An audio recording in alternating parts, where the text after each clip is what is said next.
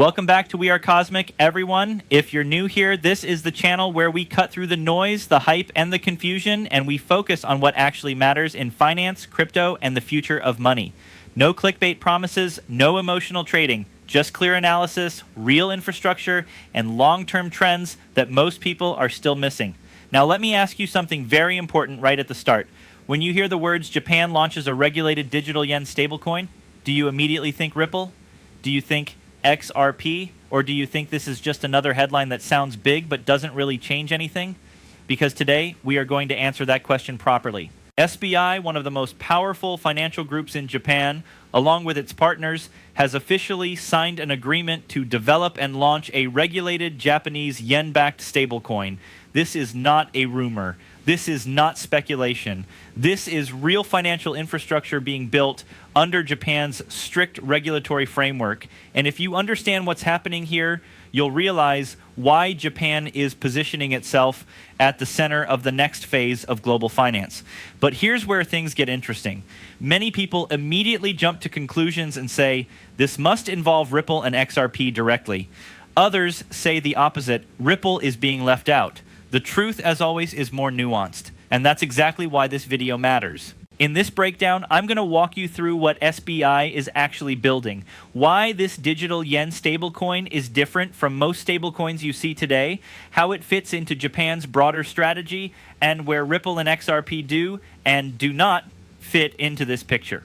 We're also going to connect this to something much bigger that's happening right now: the tokenization of stocks, real-world assets, and the massive wave of institutional money quietly entering crypto. Most people focus only on price. That's a mistake. Price comes last. Infrastructure comes first. What SBI and its partners are doing is not about retail payments or hype cycles. This is about high-value settlement, cross-border finance, and tokenized markets. Japan is not trying to compete with meme coins or unregulated stablecoins.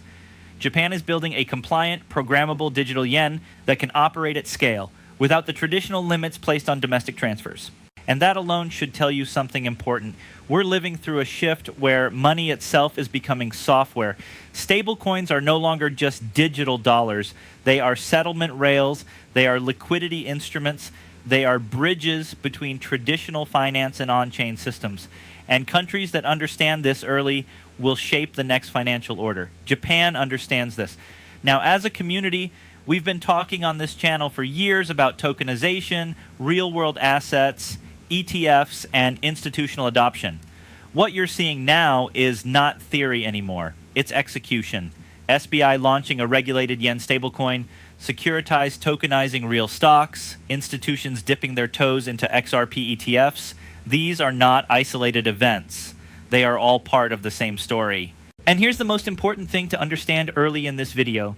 Not everything has to be built directly on Ripple or XRP to be bullish for Ripple or XRP. Finance does not move in silos. It moves in layers. Different rails serve different purposes, and interoperability is where the real value gets unlocked. So before we go any further, do me a quick favor.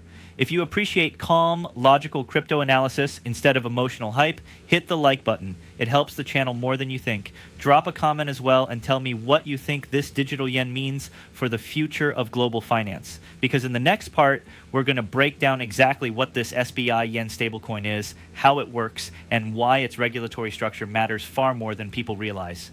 Now let's slow this down and clearly understand what SBI and its partners are actually building, because this is where most people get confused. Headlines move fast, but infrastructure moves with precision. SBI Holdings, together with Sterale Group, has signed a memorandum of understanding to jointly develop and launch a regulated Japanese yen-denominated stablecoin. This is not a typical crypto stablecoin like many you see today that operate in gray regulatory zones. This stablecoin is being built inside Japan's legal framework, fully compliant with financial regulations. That detail alone changes everything.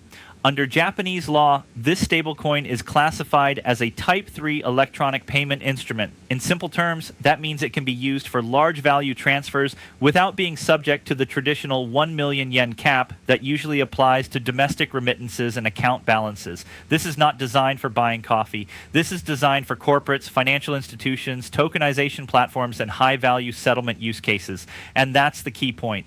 Japan is not launching this stablecoin to compete with retail payment apps. Japan is launching this to export a regulated digital yen to the global on-chain economy. This is about international settlement, tokenized assets, and next-generation financial infrastructure. Now, let's address the elephant in the room. Is this the same thing as a central bank digital currency, or CBDC? No. This is separate from what the Bank of Japan is doing with its CBDC experiments. This is a private sector regulated stablecoin backed by yen, issued through trusted financial institutions. Think of it as a programmable form of yen that can move at the speed of blockchain while still staying compliant. That distinction matters because private stablecoins scale faster, integrate easier with global markets, and are far more flexible than central bank systems.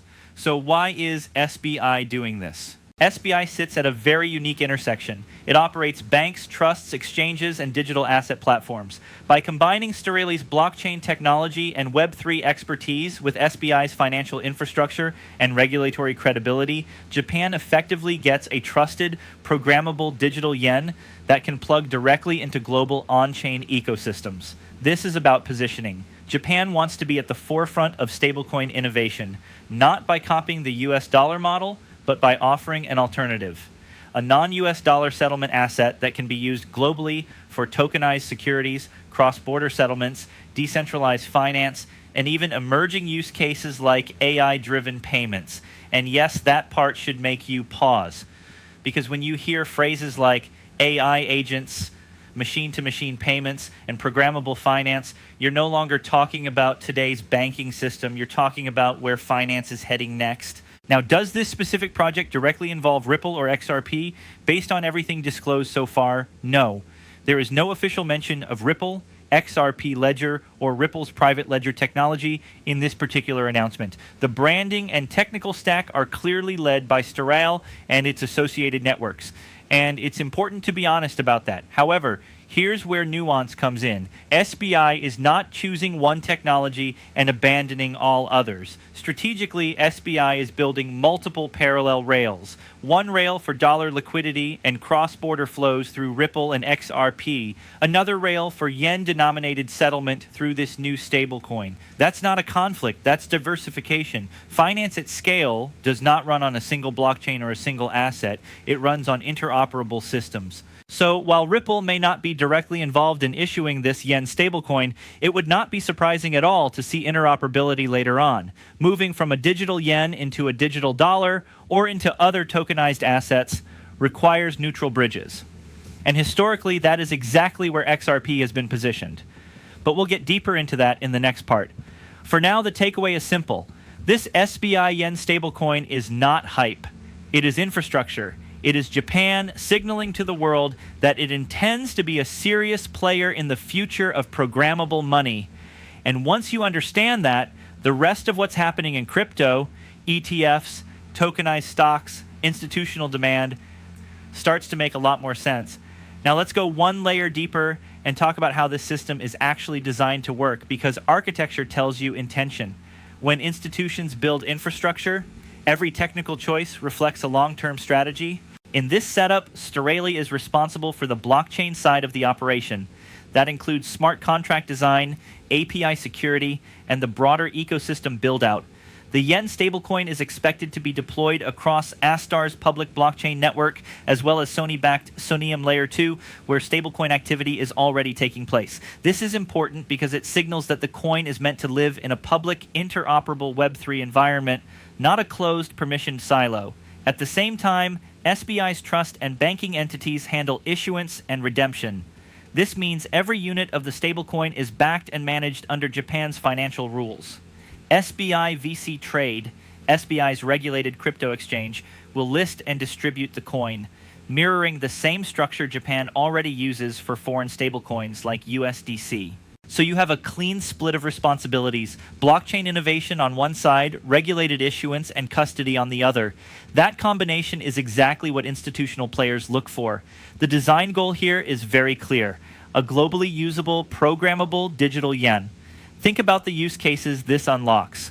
On-chain corporate payments where settlement happens instantly instead of days later. Treasury operations where companies can manage liquidity across borders without touching the legacy correspondent banking system. Foreign exchange legs inside DeFi protocols where yen liquidity can be swapped, hedged, or deployed programmatically. Then there's tokenized securities. When stocks, bonds, and other real-world assets move on-chain, they still need a settlement asset. A compliant, yen-denominated stablecoin fills that role perfectly for Japan-based issuers and global investors who want exposure to yen assets without friction. And then there's something that's quietly becoming very important: machine-to-machine and AI agent payments. As artificial intelligence systems become more autonomous, they need native financial rails. They need money that can move automatically, settle instantly, and follow programmable rules. A regulated stablecoin is far better suited for that future than traditional bank transfers. This is why this project is framed as infrastructure, not a product. Now, let's circle back to Ripple and XRP, but from an architectural perspective instead of an emotional one. This yen stablecoin does not replace XRP. It does not compete with XRP. It solves a different layer of the stack. Stablecoins represent national currencies on-chain. XRP is designed as a neutral bridge asset for liquidity and settlement across different currencies and networks. In a world where you have digital dollars, digital yen, digital euros, and tokenized assets, the value shifts to whatever can efficiently connect them. That's why interoperability matters more than maximalism. SBI understands this. Strategically, SBI ends up operating multiple systems in parallel. One system leverages Ripple and XRP for global liquidity and cross-border flows. Another system leverages Sterrails networks for yen-based settlement. Together, they form a modular financial stack. This is exactly how large financial institutions think. They don't bet everything on one rail. They build options. And from Japan's perspective, it makes perfect sense that a Japanese-led stablecoin initiative would be built with Japanese technology partners. That doesn't exclude global players. It simply ensures domestic control over critical infrastructure. Now look at the timeline. The target launch for this yen stablecoin is around the first quarter of 2026. Around the same time, RLUSD is expected to go live in Japan as well. That's not a coincidence, that's convergence. You're seeing different pieces of the financial system being built in parallel, all moving toward the same outcome: 24/7, programmable global finance. So when people ask, is Ripple involved or not, the better question is, where does Ripple fit in a world like this? And the answer is at the points where systems need to talk to each other. This is the force that ultimately moves markets, and right now, institutions are not fully in. They are testing the water. And that's exactly what we're seeing with XRP, ETFS, and tokenized assets. There's a useful analogy here that perfectly describes what's happening. When someone approaches a pool, most people don't jump in immediately. They dip their toe in first, they test the temperature, then they slowly step in. Only after they feel comfortable do they fully commit. That is where institutions are today with digital assets. We're seeing this clearly through exchange-traded products. Exchange-traded products give institutions a regulated, familiar way to gain exposure without changing their internal systems overnight. From the perspective of firms like Franklin Templeton, ETFs and ETPs are the safest entry point into crypto. And when you listen carefully to what institutional managers are saying, the message is consistent. There is growing openness to blockchain technology, growing confidence in digital assets as an investable class, and increasing appetite for exposure that goes beyond simple price tracking. Franklin Templeton is a perfect example. They have been working with blockchain technology for years, long before it became fashionable. They've used it to modernize infrastructure, improve settlement, and explore tokenized funds. They've also worked with Ripple globally, especially during the period when Ripple was expanding outside the United States amid regulatory uncertainty. So when you hear Franklin Templeton executives talk about institutions dipping their toe into digital assets, this isn't casual commentary. It's confirmation that adoption is happening, just in a controlled and measured way. Now let's talk specifically about XRP ETFS. Spot XRP ETFS are beginning to emerge, and while early numbers may seem small compared to traditional markets, the structure matters more than the headline figures. Every spot ETF needs a base level of XRP to operate. That creates structural demand, not speculative demand, structural demand. If even a handful of ETFs hold tens or hundreds of millions of XRP each, that supply is effectively removed from the open market. Multiply that across multiple funds, and you start to see how circulating supply can tighten over time. This isn't about overnight price explosions. This is about slow pressure building underneath the market. And here's where psychology plays a role. Large firms like BlackRock or Fidelity don't rush. They wait, they watch how the first products perform, they study liquidity, regulation, custody, and investor response. Once they're comfortable, they move, and when they move big. That's why people who understand cycles don't panic during quiet periods. They prepare. Another important point is that institutions don't just want exposure to crypto prices. They want exposure to use cases. Settlement, liquidity, tokenization, and infrastructure are what make digital assets valuable to them. That's why developments like Japan's yen stablecoin matter even if XRP is not directly mentioned. They validate the thesis. Now step back and connect the dots. Regulated stablecoins, tokenized securities, ETFs, institutional custody. This is the foundation of a new financial system being layered on top of the old one. It doesn't replace everything overnight, it absorbs it gradually. And this is where patience becomes a competitive advantage. Retail investors often get frustrated because price doesn't move the way they expect. Institutions don't think that way. They think in 5-year, 10-year timeframes. They care about durability, compliance, and scale. That's why 2026 is shaping up to be such an important year. Many of these systems, stablecoins, ETFs, tokenized assets, are launching, maturing, and connecting at the same time. This is where everything we've discussed so far, stablecoins, ETFs, institutional demand, and settlement rails, comes together. Tokenization is simple in concept, but massive in impact. Instead of just tracking the price of an asset, you put the asset itself on chain. Real stocks, real bonds, real ownership, not synthetic exposure, not derivatives. Actual legally recognized assets represented digitally. This is exactly what companies like Securitize are building. Securitize is working on bringing real stocks and securities on chain in a fully regulated environment. That means shareholder rights are preserved. Dividends, voting rights, and legal ownership still apply. The only thing that changes is the infrastructure. Settlement becomes instant, transparency improves, middlemen are reduced or removed entirely, and this matters more than most people realize. Traditional markets still operate on slow settlement cycles. Trades can take a day or more to finalize. Capital gets locked up. Risk increases. Tokenized securities solve that by allowing near-instant settlement, 24/7 trading, and global access. Now connect this to stablecoins. Once assets are tokenized, they need a settlement asset that moves just as fast. A regulated stablecoin, whether dollar-based, yen-based, or otherwise, becomes the native money of these markets. This is why the rise of stablecoins and the rise of tokenization are inseparable. And remember this number because it's critical. Hundreds of trillions of dollars in global assets are waiting to be tokenized. Not someday. This decade. We already saw the first wave with money market funds and stablecoins. That was the training ground.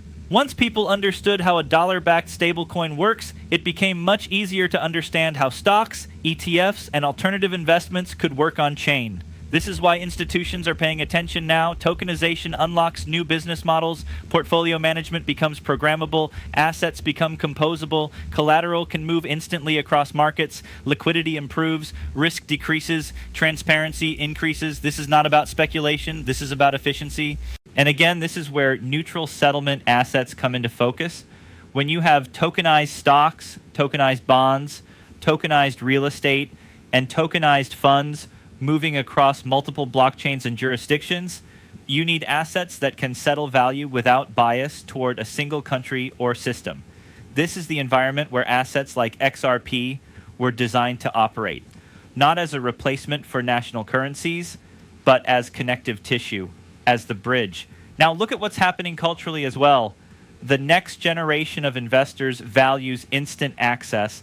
They expect markets to be open 24/7. They don't want to wait days for settlement or rely on layers of intermediaries they don't trust. Tokenized markets meet those expectations. And when you hear industry leaders talk about moving from lumpy money to liquid value, this is what they mean. A world where value flows continuously, globally and programmatically. One capital market instead of dozens of fragmented ones. This transition doesn't happen overnight, but it accelerates quickly once infrastructure is in place. And that's exactly where we are now.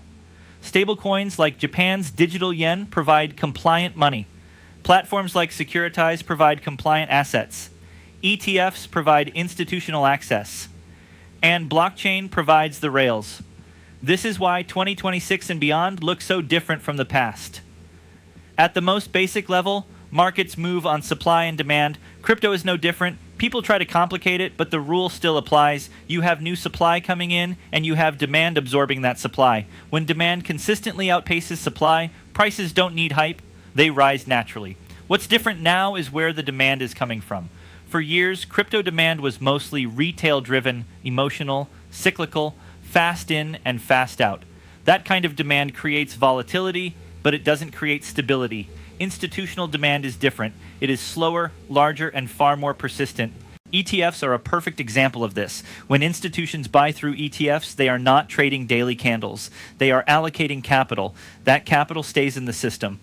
Over time, ETF inflows can surpass the amount of new supply being produced by a network. When that happens, prices don't crash the way people expect them to. We've already seen this dynamic play out with Bitcoin and Ethereum. New supply is being overwhelmed by ETF demand. Even during periods of fear, prices are holding up better than historical models would suggest. That's not coincidence. That's structural change. Now apply that same framework to XRP. As spot XRP ETFs expand, every fund needs a baseline amount of XRP just to function. That XRP is no longer liquid. It's locked into long-term structures. Multiply that across multiple funds, and you begin to understand why circulating supply matters more than total supply. And this becomes even more powerful when you combine it with real-world usage. XRP is not just a speculative asset. It's positioned as a settlement asset in a world that is moving toward tokenized markets, regulated stablecoins, and 24/7 finance. The more value that flows through on-chain systems, the more important neutral settlement becomes. Now add macro liquidity to the equation. Globally, we are entering a period where governments and central banks are under pressure. Growth needs support. Debt levels are high. Liquidity injections are back on the table. Whether through stimulus, balance sheet expansion, or fiscal spending, money is coming back into the system. Historically, excess liquidity flows into assets, stocks, real estate, and increasingly digital assets. Crypto is no longer isolated. It sits alongside traditional markets now. When liquidity increases, crypto benefits from that tide. This is why the narrative is shifting. Digital assets are moving away from being a niche experiment and toward becoming core financial infrastructure. Stablecoins are being used for settlement. Tokenized assets are entering regulated markets. Institutions are allocating capital. Governments are building frameworks. This is what mainstream adoption actually looks like. It's not loud, it's not emotional, it's methodical. And that's why 2026 matters so much. Many of the systems being built today, Japan's digital yen stablecoin, XRP ETFs, tokenized stocks, institutional custody, on-chain settlement, all reach maturity around the same time. That creates acceleration, not speculation-driven acceleration, but infrastructure-driven acceleration. When money becomes programmable, liquid, and global by default, new business models emerge. Portfolio management becomes automated. Collateral becomes reusable. Markets become continuous. And assets that sit at the center of this system benefit the most. That's why patience is critical. That's why understanding infrastructure beats chasing headlines. And that's why people who prepare early tend to do better than people who react late. So as we move into the next phase of this cycle, remember this: price follows utility, liquidity follows confidence, and confidence follows regulation and infrastructure. Japan is building, institutions are allocating, tokenization is accelerating, and this story is only just beginning. If you got value from this breakdown, make sure you like the video, share it, and leave a comment below. Your engagement helps this channel grow and keeps these conversations going. This is We Are Cosmic. Stay calm, stay informed. I'll see you in the next one.